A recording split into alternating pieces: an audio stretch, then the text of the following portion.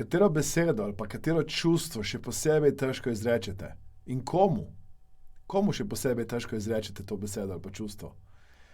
Aleksander je moje ime in namen tega coaching vprašanja je, da boste šli čez mejo izražanja, mejo komunikacije. Da boste nekomu, ki vam pomeni, znali večkrat povedati verbalno ali neverbalno, da ga imate radi. Da boste nekomu, ki gre kdaj čez mejo vaše lastne vrednosti, mejo tega, kar je dovoljeno, mejo tega, kar se ne sme, jasno izrazili, da pričakujete drugačno vedenje. Mi v komunikaciji prevečkrat pričakujemo, da bodo drugi naše misli znali prebrati. In v praksi to ni tako. Zato je moje povabilo za vas, da ljudem, ki jih imate radi, poveste, da jih imate radi. Da ljudem, ki kršijo vaše vrednote, ki grejo čez mejo razmišljanja, delovanja, poveste, da so šli čez mejo. Da se zavedate vaše lastne vrednosti in da ne pričakujete, da so drugi bralci misli.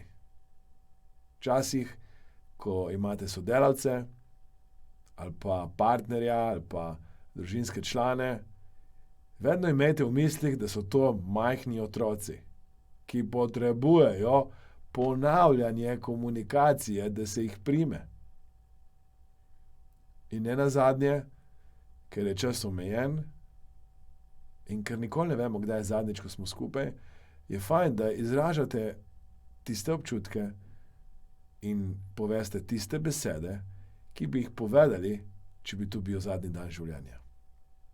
In seveda, ker je to prav poseben čas, ko veliko večkrat povemo in izrazimo določene misli, določene besede, je tudi prav, da so danes in tudi ostale dni v letu besede hvaležnosti, besede razumevanja, besede povezanosti, besede ljubezni bolj pogoste v vašem izrazoslovju.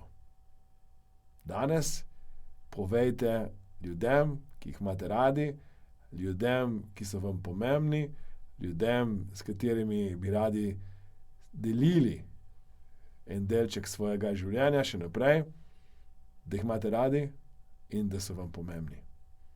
Hvala, ker ste všečkali, delili, komentirali to vprašanje in komaj čakam, da se vidimo na naslednjem coaching vprašanju.